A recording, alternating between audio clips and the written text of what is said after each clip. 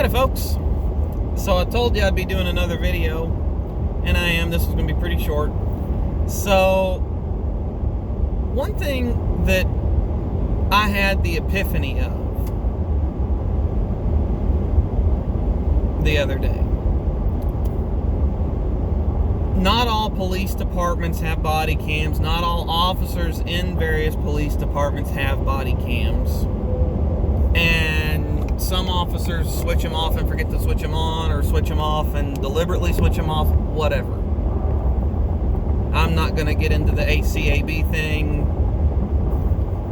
You know, how often do you forget your wallet at the house? Now imagine having to grab your wallet every time you got out of your car to interact with somebody. You know, that's kind of my take on it. So I'm sure that there are some officers out there that do not want their body cameras on for obvious reasons. I'm sure that there are some officers out there that don't care if their body cameras are on but forget, or some officers out there have broken body cams and don't know it. I'm willing to go down all those roads.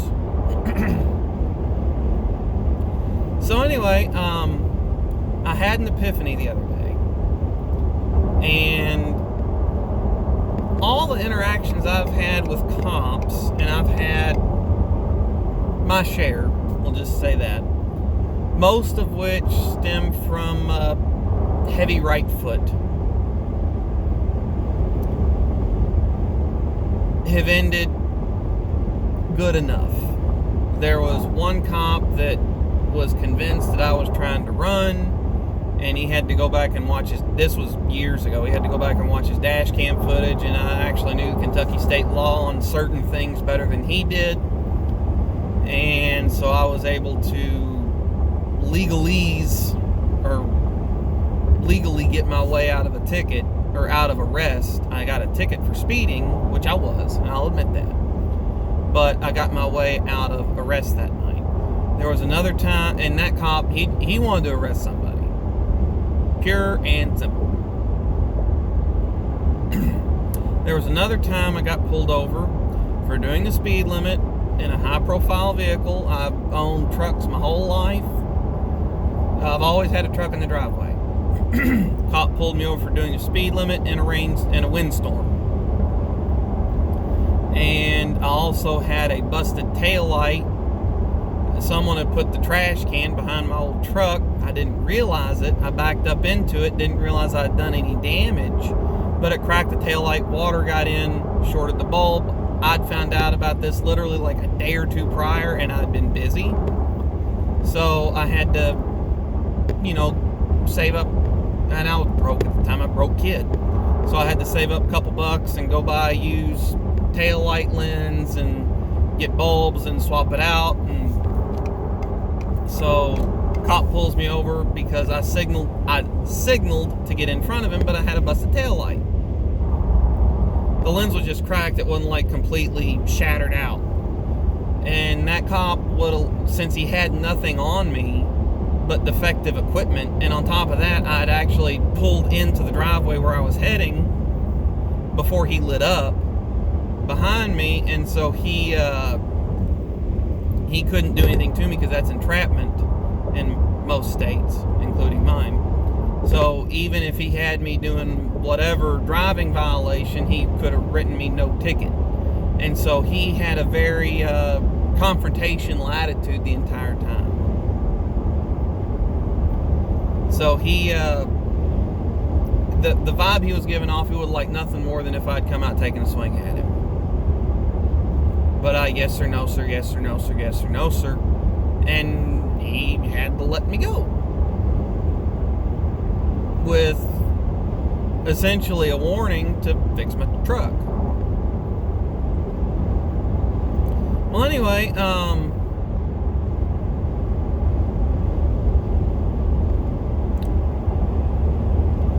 due to all the technology that people carry in their pockets and use to fuss on the internet about, I've decided I'm going to do something when I get pulled over again. And I think COVID has brought this into the limelight for a lot of people. But next time I get pulled over, I'm live streaming it. I'm not going to record because that can be deleted by the cop if they're that crooked. Also, it's got to be posted, and if I end up in, if I do something and the cop, for whatever reason, puts me in jail for a couple days, that crooked cop gets away with it for a while I'm in custody. If I live stream it, that goes up instantly. Whoever tunes in. The cop can stop it, but it'll end up going live, and then that's it. So I do that because I don't want the ability to tell a lie about a cop. Oh, well, he this, that, or the other. He da-da-da-da-da-da. And I don't want the cop to be able to say that.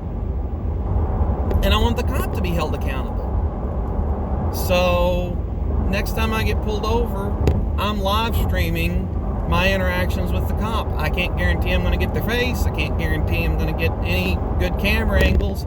But everybody will be able to hear the interaction and at least see me.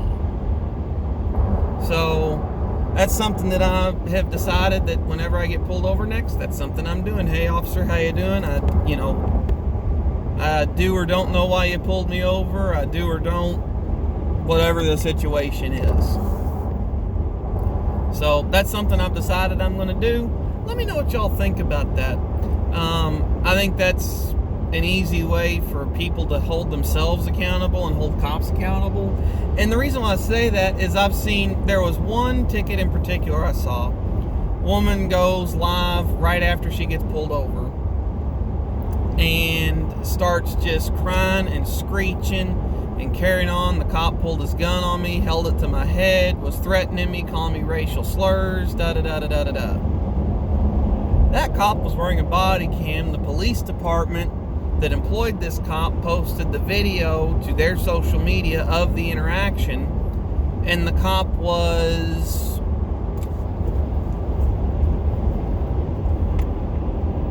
very polite, non-confrontational,